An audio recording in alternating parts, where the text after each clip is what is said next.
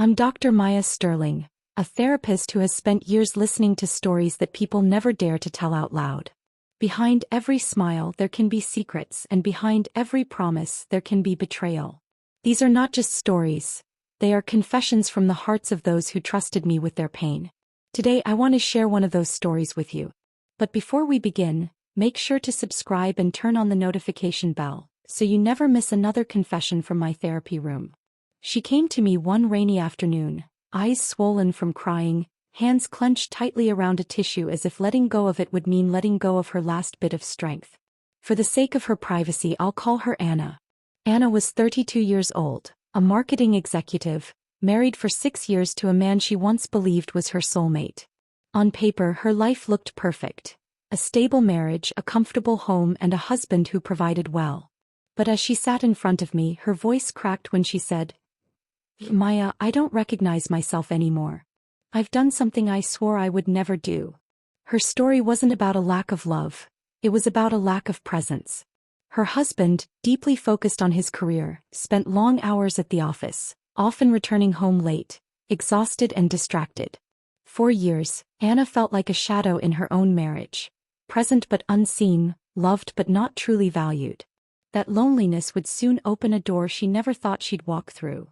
Anna's loneliness didn't explode all at once. It crept in quietly, like a draft in a closed room. At first she ignored it. She told herself her husband's long hours were temporary, that his dedication was for their future. But weeks turned into months and months into years, and the silence at home grew heavier. It was during one of those endless late nights at the office that she met Ethan, a coworker assigned to her project. Ethan wasn't extraordinary by any measure, but he had something Anna craved deeply: attention. He noticed when she was tired, offered to grab her a coffee, and laughed at her jokes in a way that made her feel alive again. What started as harmless small talk quickly became something else. They lingered a little longer at their desks, their conversations drifting from spreadsheets to childhood memories, to favorite movies, to dreams they never dared to say out loud at home. For Anna it was intoxicating. "He listens to me, Dr. Maya," she confessed in our session. "Not just hears me, listens. Do you know how long it's been since I felt that?" It began with shared lunches, inside jokes, and late-night texts about work that slowly shifted into late-night texts about life. The connection was subtle but undeniable. And for the first time in years, Anna felt visible. He felt wanted. That was the spark, and sparks, when ignored, often grow into fires. Every affair has a moment, the moment where the line is crossed. For Anna, it wasn't a grand, dramatic scene. It was small, almost quiet, and that's what made it dangerous. One night, after weeks of late hours, she and Ethan wrapped up a project together. The office was nearly empty, the city outside alive with neon lights and the hum of traffic. As they celebrated with takeout on her desk, laughter turned into silence. The kind of silence that says more than words ever could. "He looked at me in a way I hadn't seen in years," Anna whispered during our session. "Like I mattered. Like I was the only one in the room." It started with a hand brushing against hers. Neither of them pulled away. Then came a lingering glance, the kind that asks a question without speaking it aloud. And before she realized what was happening, she answered that unspoken question. Their first kiss wasn't wild or reckless. It was soft, stolen, almost hesitant. But it unleashed something Anna had buried for years. Guilt hit her instantly, but so did a wave of euphoria. She told herself it was a mistake, that it wouldn't happen again. But as anyone who has sat in this chair across from me knows, once the line is crossed, it rarely stops there. The texts became more intimate. The stolen moments more frequent. Excuses multiplied. Anna was no longer just seeking comfort, she was chasing the high of being wanted. "It felt like I was living two lives," she admitted, her voice shaking. "And for a while, I liked it." That was the beginning of the double life. One foot in her marriage and one foot outside of it. By the time Anna returned to my office the following week, her secret had already grown roots. What started as one kiss had spiraled into late-night hotel rooms, hushed phone calls, and carefully deleted text messages. She described it like living on a knife's edge, thrilling but terrifying. Every vibration of her phone made her heart race. Every unexpected question from her husband felt like a test. She had never been the kind of woman to lie, and now deception was part of her daily routine. I'd get home and hide in the bathroom just to erase messages, she confessed, her hands trembling as she spoke. Sometimes I'd tell my husband I was working late but I was with Ethan. Other times I'd sit across from him at dinner, smiling, pretending everything was fine, while my mind was somewhere else. The double life wore her down. At work she felt alive, seen, desired, valued. At home she felt guilty, distant, almost like an actress playing the role of a wife. Her husband noticed the difference. The distracted smiles, the sudden mood swings, the way her phone never left her hand. But instead of asking questions, he grew quieter. And Anna mistook his silence for indifference. What she didn't realize, what many in her position don't, is that silence often means suspicion. Anna was caught between two versions of herself: the loyal wife she wanted to be and the woman who had stepped into a dangerous secret world. Each day the gap between those identities grew wider. And the further she went, the harder it became to imagine turning back. Secrets have a way of leaving traces. In glances, in pauses, in words left unsaid. Anna thought she was careful, but her husband wasn't blind. He noticed how she guarded her phone like a lifeline, how her late nights at the office suddenly became more frequent, how her laughter seemed louder when it wasn't with him. He never said it outright, Dr. Maya, Anna told me, her voice low, filled with shame. But I could feel it, he knew something was wrong. Her husband began to withdraw.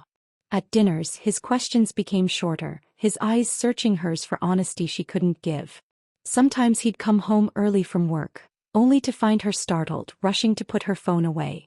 Other times he would watch her from across the room with an expression she couldn't read. Disappointment? Suspicion?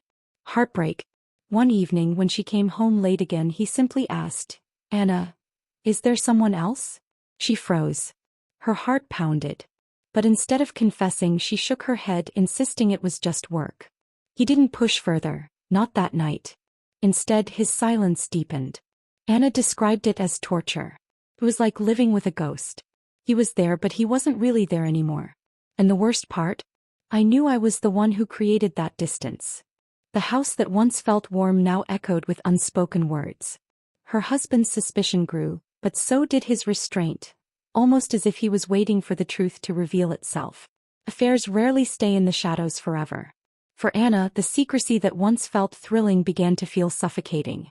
Ethan, the coworker who had once been her escape, started to demand more.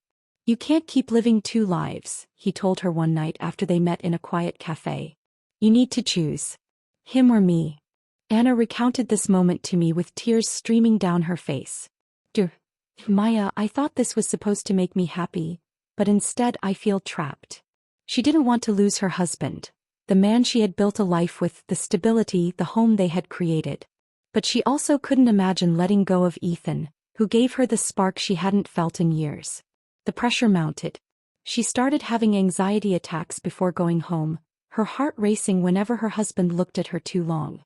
She described waking up at 3 a.m. staring at the ceiling, caught between guilt and desire. At work, Ethan's patience wore thin. He grew resentful of being the secret. His text shifted from sweet to demanding. "When are you going to tell him? When are you going to stop lying?" At home, her husband's quiet suspicion became unbearable.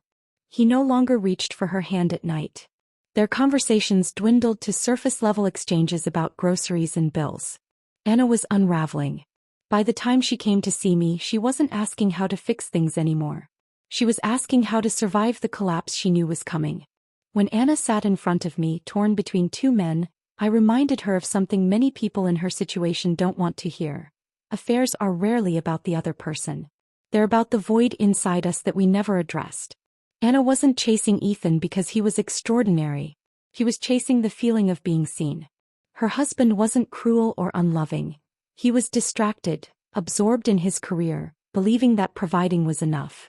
But emotional neglect, even unintentional, leaves scars. This is something I often see in my patients. Loneliness isn't always about being alone. Sometimes it's about being in a room with someone you love and still feeling invisible. Infidelity often begins with validation. A simple compliment, a laugh shared, a moment of genuine attention. And when that attention fills an empty space, it can feel intoxicating, irresistible. But here's the truth I tell every client who confesses an affair. A relationship built on secrecy cannot survive. Anna thought she could have the best of both worlds, stability at home and passion in secret. But in reality she was living in fragments. And eventually fragments always fall apart. The truth has a way of revealing itself no matter how carefully we try to bury it. For Anna, it happened on a Tuesday evening. She was rushing to cook dinner, her phone buzzing on the counter. A single message flashed across the screen, a message from Ethan she forgot to delete.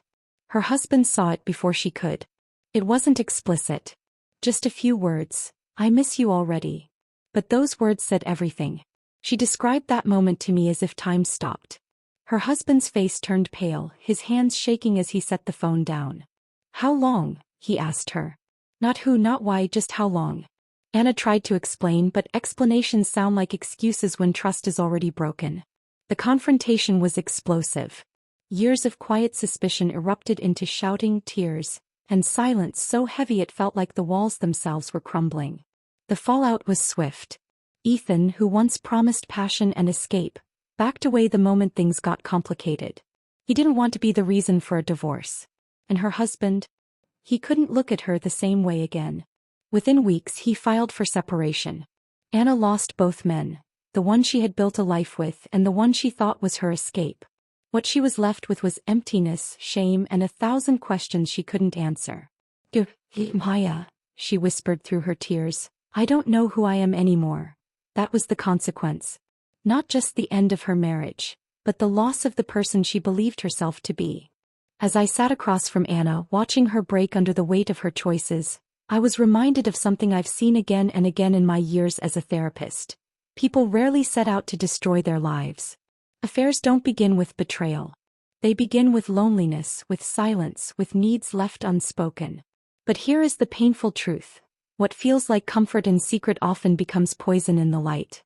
Anna thought she could heal her loneliness by seeking someone else's attention, but instead she created a wound so deep it changed her life forever. If there is one lesson to take from Anna's story, it is this. Speak your truth before your silence drives you to secrets. If you feel unseen, say it. If you feel neglected, voice it. Conversations may be uncomfortable, but secrets destroy. Anna's marriage didn't end because she stopped loving her husband. It ended because she chose secrecy over honesty. And when honesty is gone, love rarely survives. I share this story not to judge Anna but to remind you, every choice we make in silence echoes louder than we expect. The truth always comes out. Thank you for sitting with me through Anna's story. These are not easy confessions to hear, and they are never easy to live through. But each one carries a lesson, a reminder of how fragile trust can be and how powerful honesty truly is. If this story resonated with you or if you know someone who might need to hear it, please share this video with them. And don't forget to subscribe to this channel and turn on the notification bell so you never miss another story from my therapy room. I'm Dr. Maya Sterling, and I'll be here again with another story, another secret, another confession. Until then, remember, the truth may hurt, but it will always set you free.